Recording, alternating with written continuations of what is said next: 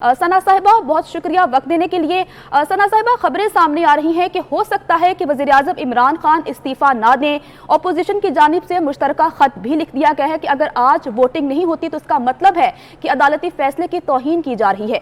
इस तमाम सूरत हाल को आप किस तरह से देखती हैं कि आगे क्या हो सकता है?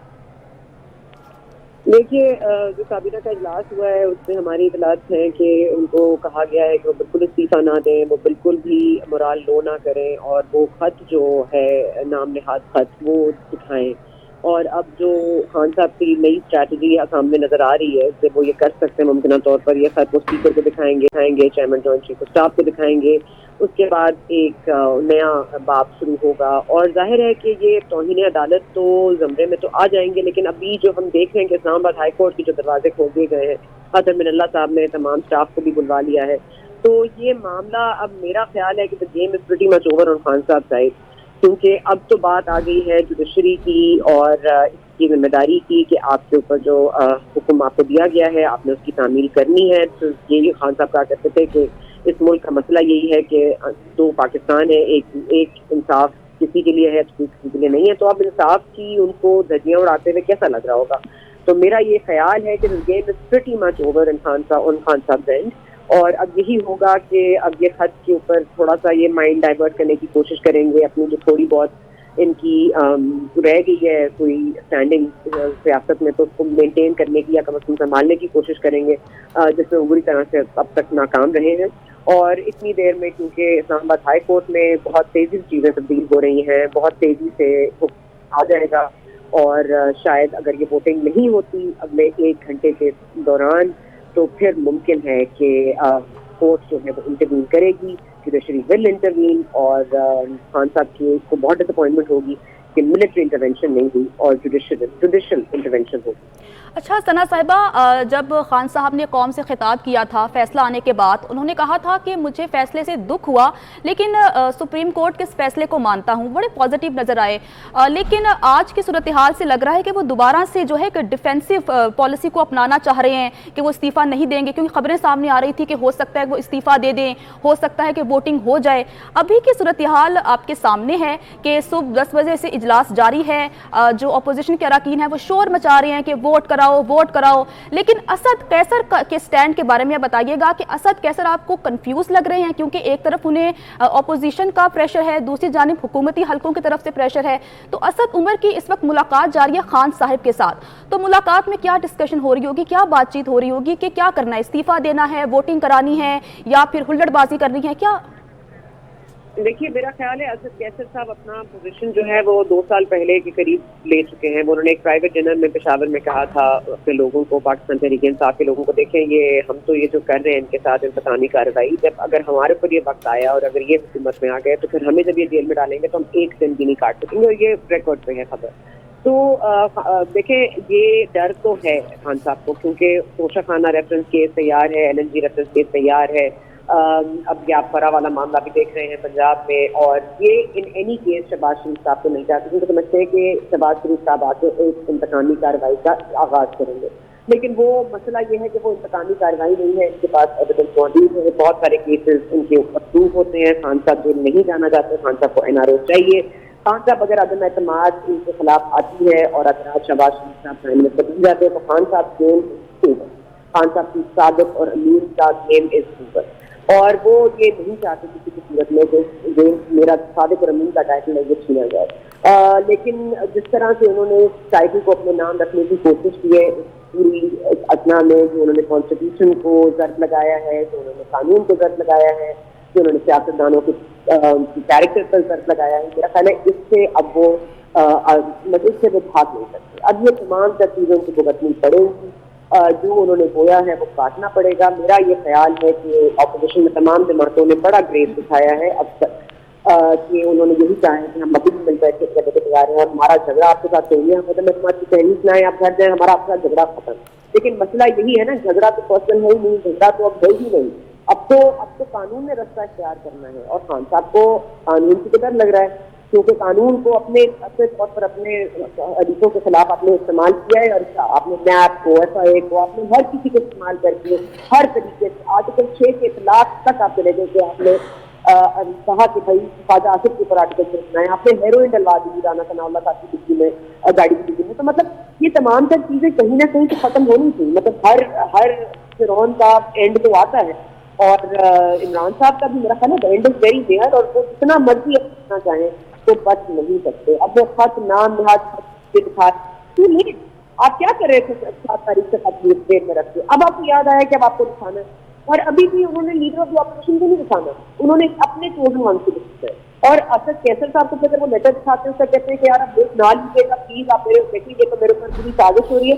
آئی ڈونٹ نو اسد کیسر صاحب کیا بیان کریں گے, لیکن مجھے لگتا ہے کہ اسد کیسر صاحب کو خوب پتا ہے کہ اگر آج انہوں نے آئین کی خلاف ورزی کی, خلاف ورزی کی, قانون کے کنٹینٹ کو کوٹ گئے, تو ان کے اوپر نہ صرف کنٹینٹ کو کوٹ سکتا ہے, ان سے آرٹیکل 6 کا اطلاق ہوتا ہے. اور یہ جو انہوں نے پوری اپوزیشن جماعتوں کا کیا ہے, جو ان کے 3 کلاؤن, کبھی ہے, کبھی کچھ, کبھی ڈیزل, کبھی فلاں, یہ سب چیزیں دے ول کم بیک ٹو ہون. تو یہ فوق تو خان صاحب کو بہت بن ہے. اب مجھے نہیں پتا کہ آنے والی حکومت کتنی اپنے ایک کیسز فالو اپ کرے گی, لیکن بہت تو خیر خان صاحب کو کیسے لیتی ہے. اور ابھی وہ اسد کیسر صاحب کو یہی کہہ رہے ہوں گے کہ دیکھیں گے خط دیکھ لیں اور میرے خلاف کتنی بڑی سازش ہو رہی.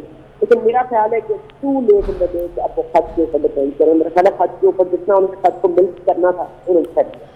اچھا ثنا صاحبہ, خط پر بھی بات کریں گے, لیکن سوشل میڈیا پر خبریں گردش کر رہی تھیں کہ حکومت کو متحدہ اپوزیشن کے جو وزیر اعظم کے امیدوار ہیں شہباز شریف, ان پر اعتراض ہے کہ اگر شہباز شریف کو تبدیل کر دیا جاتا ہے یا کسی اور امیدوار کو لایا جاتا ہے تو ہو سکتا ہے کہ کمپرومائز ہو سکے, ووٹنگ کروا لی جائے. تو ان خبروں میں کتنی صداقت ہے, اور اگر صداقت ہے تو آپ کا کیا تبصرہ ہوگا اس پر؟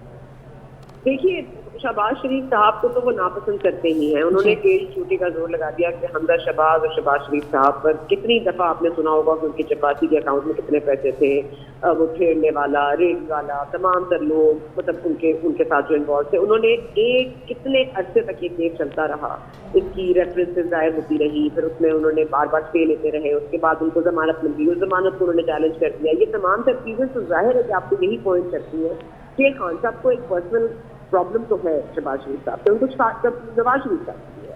اور شہباز شریف صاحب سے ان کو میرا خیال ہے کہ Khan sahab doesn't like to be replace, اور خان صاحب کو اس وقت لگ رہا ہے کہ وہ ریپلیس کیے جا رہے ہیں اور ان کی جگہ پہ شہباز شریف صاحب آ رہے ہیں. لیکن خان صاحب کو سمجھنا پڑے گا یہ جگہ کسی کی نہیں ہے, نہ آپ کی ہے نہ شہباز شریف صاحب کی ہے.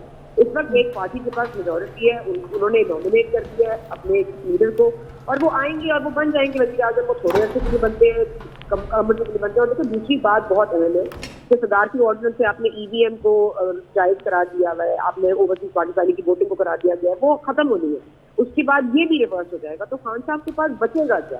پاکستان کی عوام ان کو ووٹ نہیں کرے گی, مطلب جو تھوڑے بہت ان کے عزیز ہم وطنوں رہ گئے ہیں اور عزیز نوجوانوں رہ گئے ہیں وہی شاید ووٹ کر دیں.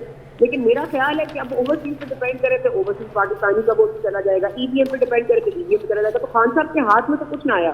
اب وہ نہ باہر جا سکتے ہیں نہ وہ اس ملک میں رہ سکتے ہیں. اس ملک میں رہتے ہیں تو وہ جیل جاتے ہیں, اور اگر اس ملک سے باہر جاتے ہیں تو وہ پھر آپ کو پتا ہے کہ پورا ہی پرایا اسٹیٹ ہے ان کے لیے, کیونکہ انہوں نے جس طرح کے الزامات لگائے ہیں امریکہ پر. میرا نہیں خیال کہ وہ فورن ورلڈ میں ویلکم کیے جائیں گے. بار بار جو روس کے اوپر انہوں نے وہ پوزیشن لی ہے, جو کہ مجھے نہیں لگتا کہ اس میں کوئی برائی ہے, لیکن جو آپ نے یوکرین کے ساتھ کر دیا, وہ ایک واحد ملک جس نے آپ کے کشمیر کے آپ کا ساتھ دیا, آپ نے اس کے ساتھ کیا کیا ہے؟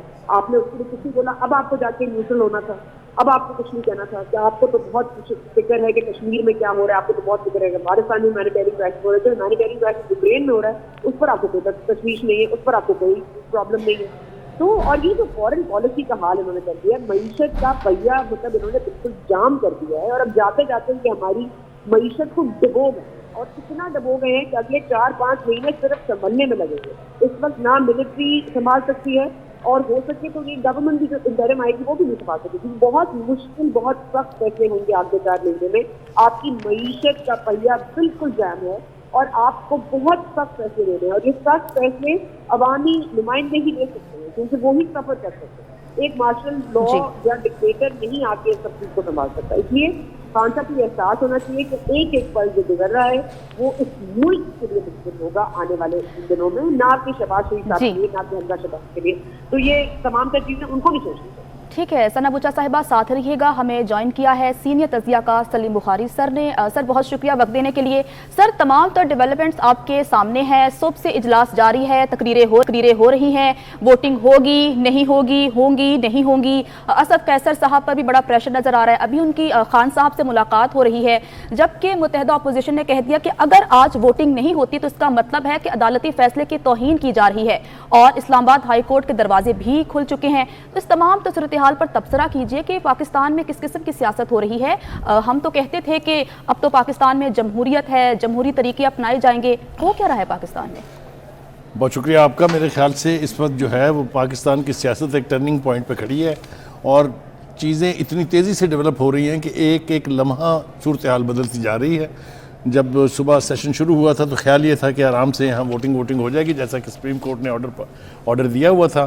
لیکن ہم نے دیکھا کہ کس طریقے سے ایک بہانے کے بعد دوسرا بہانہ استعمال کر کے معاملے کو اب تک لٹکایا گیا ہے، اور ابھی تک بھی ووٹنگ ہوئی نہیں ہے. 12 بجے تک کا وقت ہے. اگر 12 بجے تک اس کے اوپر عمل نہیں ہوتا ہے تو سپریم کورٹ کا فیصلہ جو ہے اس کی وائلیشن ہو جائے گی، اور اس کی وائلیشن کا مطلب یہ ہے کہ کسی نہ کسی کے خلاف حد تک کے عزت کنٹیمپٹ آف کورٹ لگے گی، اور یا پھر آرٹیکل 6 انووک ہوگا. یہ پتہ ہے لوگوں کو، اسی لیے لوگ پریشان بھی ہیں. اسپیکر صاحب جو کچھ کر رہے ہیں ان کو معلوم ہے کہ اس کا نتیجہ کیا نکلے گا اگر آج ووٹنگ ہو کے کمپلیٹ نہیں ہوتی ہے.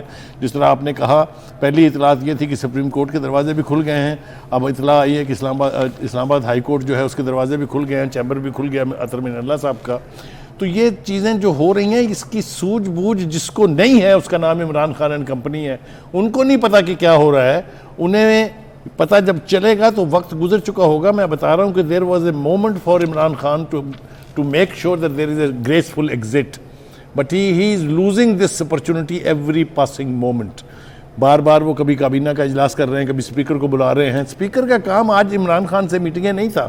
اسپیکر کا کام آج صرف ووٹنگ کروانا تھا in light of the order of the Supreme Court which was categoric. اس میں کوئی ابہام نہیں تھا. ابھی جیسا میں نے کہا کہ 12 بجے تک اگر کچھ نہیں ہوتا تو یہ بہت ہی ایونٹ فل دن ہونے جا رہا ہے. لیکن دیکھنا ہے کہ آگے کیا ہوتا ہے. سلیم بخاری سر ساتھ ہی رہیے گا.